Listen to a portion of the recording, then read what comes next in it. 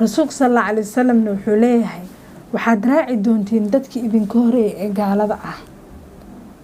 wadadooda ayaad raaci doontiin waxaadna u raaci doontiin taako taako dhudhun xataa haddii ay galaan bahasha loo yaqaan abeeslugaalay godkeeda haddii ay galaan xataa waad ka dabagelaysiin ayuu yiri nabiga sallallahu alayhi wasallam yani sidaa gaalada u raacaysiin waxa alle waxay sameeyaan u sameynaysiin ilmahooda dhaqankooda si alla siday u sameynayaan sida u sameynaysiin xataa bohol haday ku dhacaan lugaalay godkeeda xataa haday galaan waa ka dabagelaysiin ayuu yiri nabiga sallallahu alayhi wasallam tiina maanteena haysataa wax walba ay sameeyaan waa sameynaa say u labistaana u labisanaa say wax u cunaana u cunnaa yani dhaqan walba ayaga ay ku dhaqmaana ku dhaqannaa ilaa kuwa ilaahay u naxariista maahine kuwaas ayaa ka badbaada allah nagu daro kuwii ka badbaada dhaqankooda sanadka cusub horta waxa ugu weyn oo dhaca waxa waaye habeenka qaybtiisa dambe oo 6 saac ay u bilaabanayo ku leeyihiin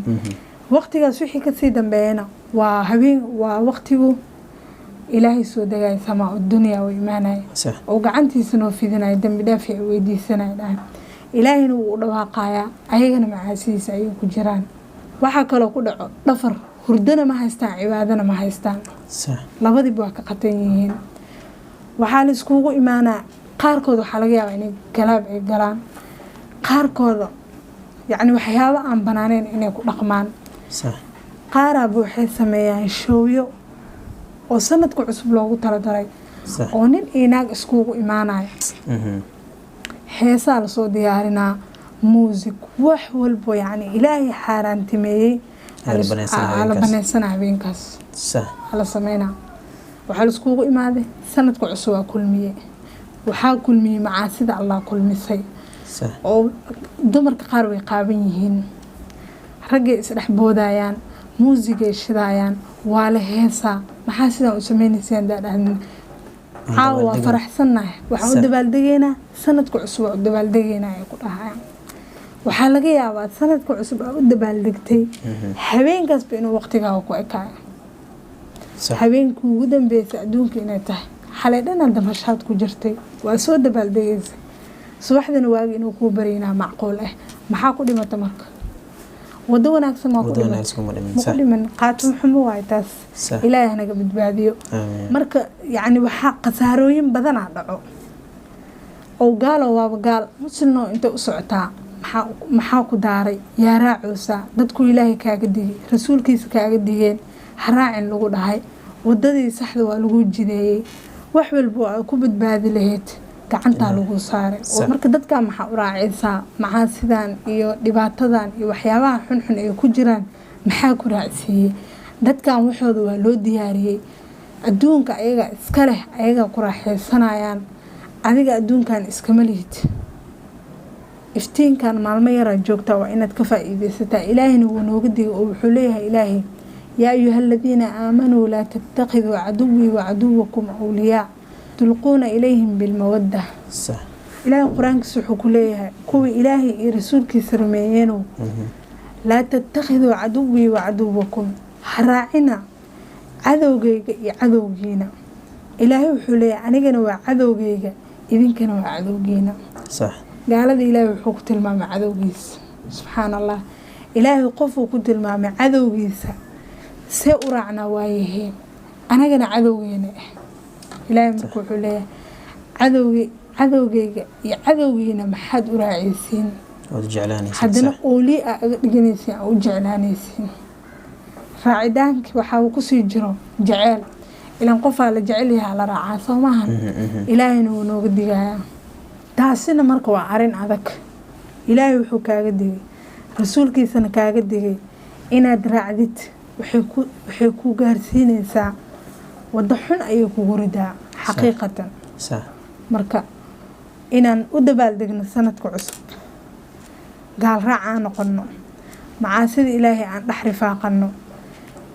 yani habeenkaas dhan cibaadana ma haysano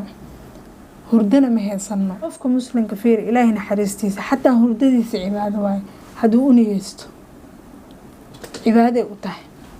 haddii aad jiiftidna cibaaday kuu tahay haddii aad soo jeedid rabbi aad xustidna cibaaday kuu tahay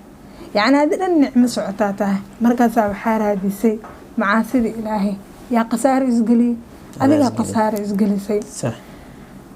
marka ma banaano in loo dabaaldego sanadka cusub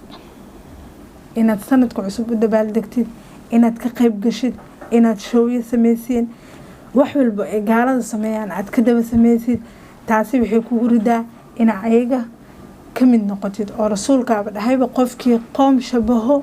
ayaga ayuu ka mid yahay daraadeeda ma banaano inaan u dabaaldegno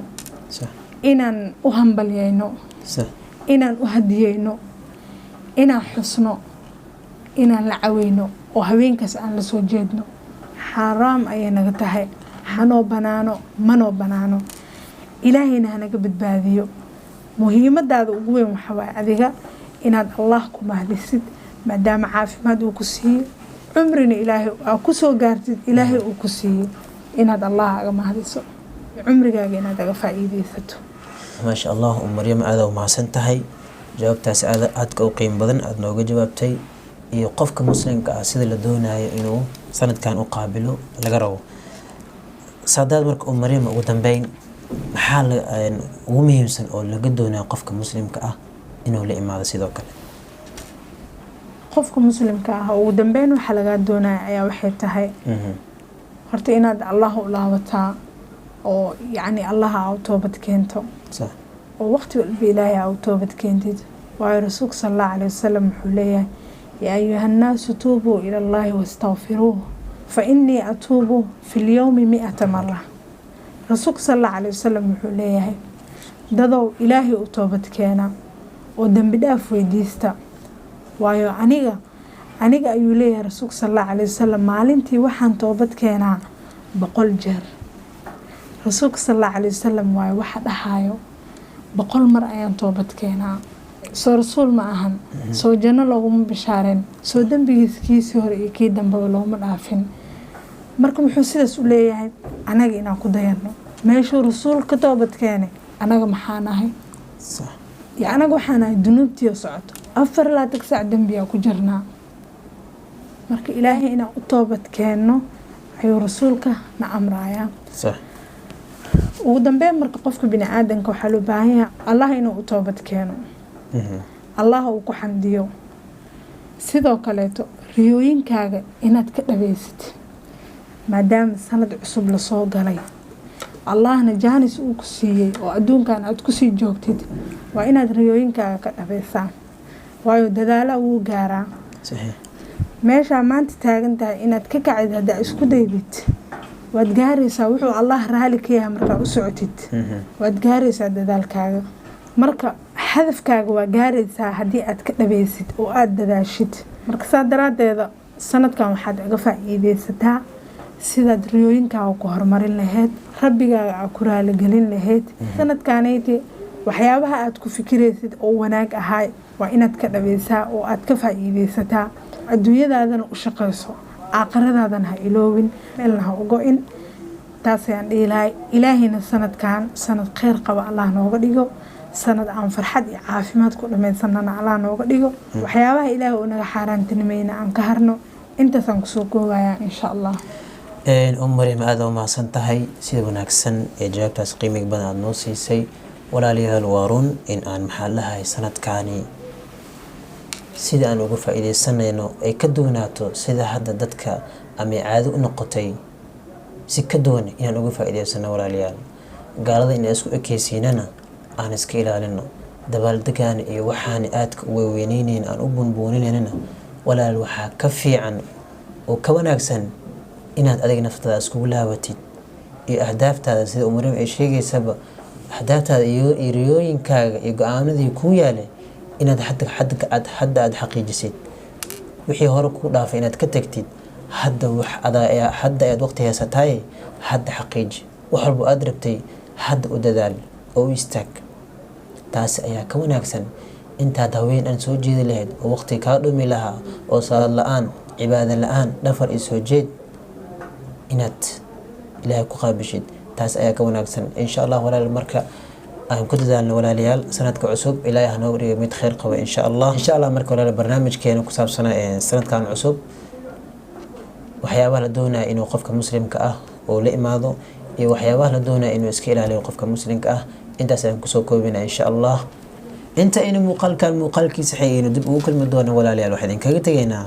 يا ابن آدم cish maa shi't فإنك ميت waxbib man shi't فإنك مفارقه wacmal maa shi't فإنك مجزي به واعلم أن شرف المؤمن قيامه بالليل وعزه استغناؤه عن الناس. هذا وبالله التوفيق السلام عليكم ورحمة الله وبركاته. وبركاته.